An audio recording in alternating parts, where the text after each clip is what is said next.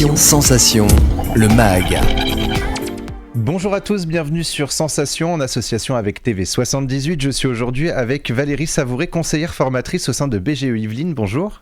Bonjour, enchantée d'être là avec vous aujourd'hui. Alors BGE Yvelines accompagne les Yvelinois dans la création d'entreprises. On va revenir justement sur vos différents accompagnements, vos actions et vos activités tout au long de cette émission. Avant ça, pouvez-vous nous présenter justement BGE Yvelines et depuis quand est-elle implantée dans les Yvelines ? Alors BGE Yvelines est implantée depuis 30 ans. En fait, c'est notre anniversaire aujourd'hui, notre 30e année d'implantation dans les Yvelines.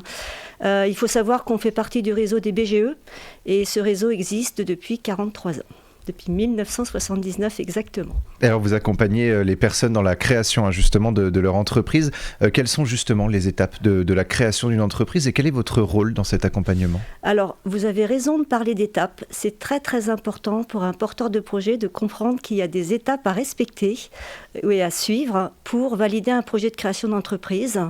Donc on a la première étape en fait, c'est d'abord... Ça paraît évident, c'est savoir ce qu'on veut faire. Donc formaliser son offre, c'est ce qui va permettre de décliner toute la préparation d'un projet de création d'entreprise avec analyse de ses compétences personnelles au vu du projet qu'on veut faire, être sûr qu'il y ait une cohérence. L'étude de marché, qui est vraiment l'aspect très très important d'un projet parce que c'est ce qui vous permet de valider qu'il y a un marché et que vous avez votre place sur ce marché. L'analyse financière qui permet de valider que votre projet est faisable et rentable. Et puis après, on choisit la structure juridique en fonction de tous ces éléments et on s'immatricule. Et donc, je vais insister sur ce point si vous me permettez. On a beaucoup de personnes qui immatriculent leur entreprise en début de projet et non pas à la fin. Donc en fait, elles ont tout à faire après leur immatriculation et puis après, il y a des déconvenus parce que on va peut-être en parler après, de savoir leurs craintes et ainsi de suite. Plus elles auront préparé leur dossier en amont, plus elles seront prêtes quand elles immatriculeront leur entreprise pour se lancer dans cette grande aventure et déjà commencer à avoir des clients. Donc déjà, le meilleur conseil, c'est de ne pas s'immatriculer dès le début, c'est vraiment d'attendre d'avoir fait plusieurs étapes, donc les étapes que vous venez de citer, avant de s'immatriculer. Complètement, c'est vraiment, si on peut retenir une chose de cette émission, au cours de cette émission, c'est attendez pour vous immatriculer, il n'y a pas d'urgence, ça se fait facilement, il y a un site pour ça maintenant. C'est les étapes préalables qui sont importantes pour aller chercher des clients déjà. Alors justement, vous l'avez évoqué, créer une entreprise peut faire peur de mal faire, peur de se sentir seul ou tout simplement d'échouer. Comment est-ce que vous rassurez justement les personnes qui viennent vous voir mais qui ressentent ces inquiétudes ? Alors j'ai envie de dire, c'est normal d'avoir peur. Je préfère que des gens aient peur, mais qu'au final, ils valident toutes les étapes dont on a parlé et que quand ils vont créer, en fait, ils sont déjà assurés d'avoir fait les choses dans le bon ordre. Et on va les rassurer. Alors, tout dépend des questions qui vont être posées. C'est sûr que souvent, ils viennent aussi avec une question sur les choix des structures juridiques. Là, on va voir avec eux en fonction justement de leurs impératifs personnels, de leur activité. On va les aider à choisir la structure qui nous paraît la plus adéquate par rapport à leur projet. Et ça va les rassurer. Il y a toute une interrogation par rapport à l'immatriculation. Maintenant, on peut être accompagné pour s'immatriculer. C'est pas ça le plus compliqué. La peur, effectivement, ce dont il faut s'assurer, c'est les clients. Et là, je vais insister, les clients. Et justement, est-ce que, par exemple, un projet qui vient, on va pas dire un peu brouillon, mais qui émerge finalement grâce à vous, peut devenir une véritable entreprise et un véritable projet, parce que vous êtes là aussi pour justement leur dire, bon, là, il faut peut-être recentrer un petit peu plus, là, il faut bien voir comment ça va se passer, etc. C'est tout à fait ça. En fait, on va les aider déjà à prendre... en compte la nécessité de savoir formaliser son projet pour après le décliner en prestation de services, en vente de produits.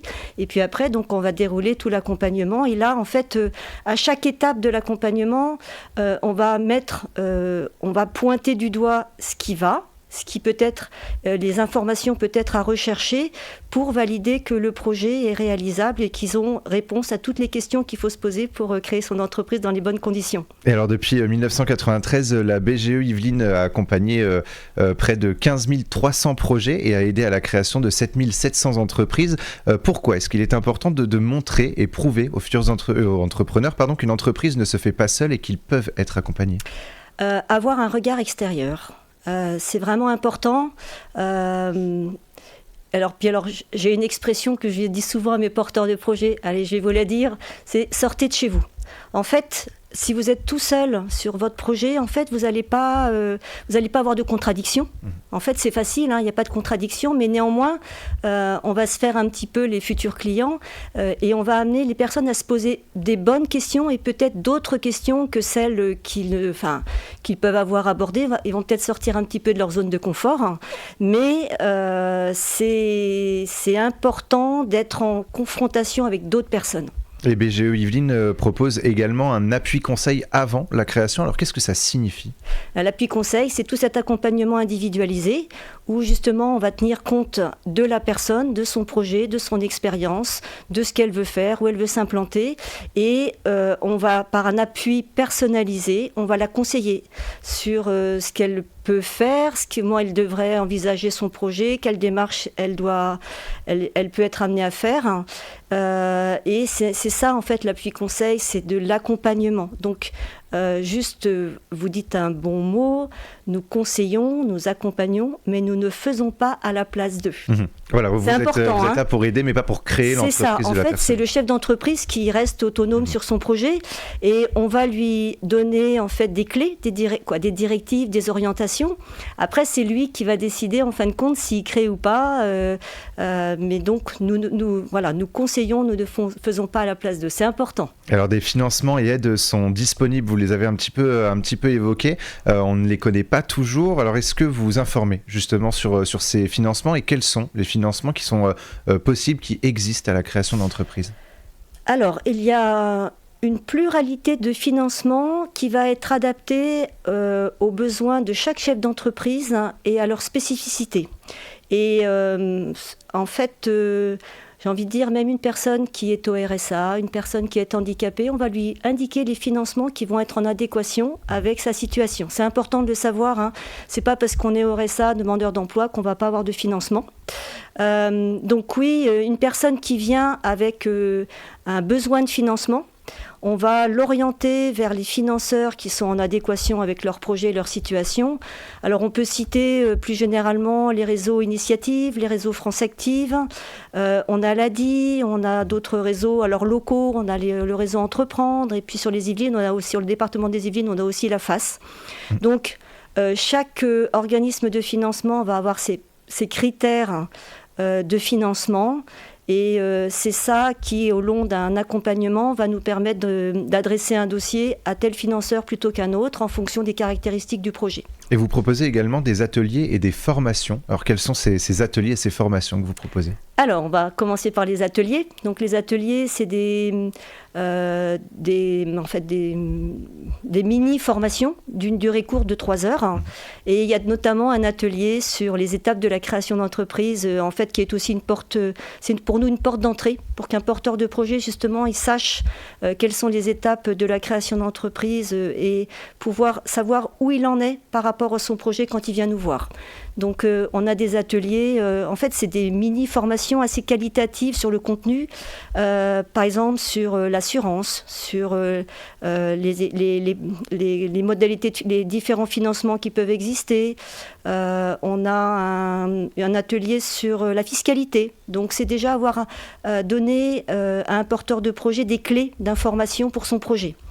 Et après, on propose des formations qui vont être d'une journée ou 2. C'est vraiment pour renforcer les compétences transversales d'un chef d'entreprise, d'un futur chef d'entreprise.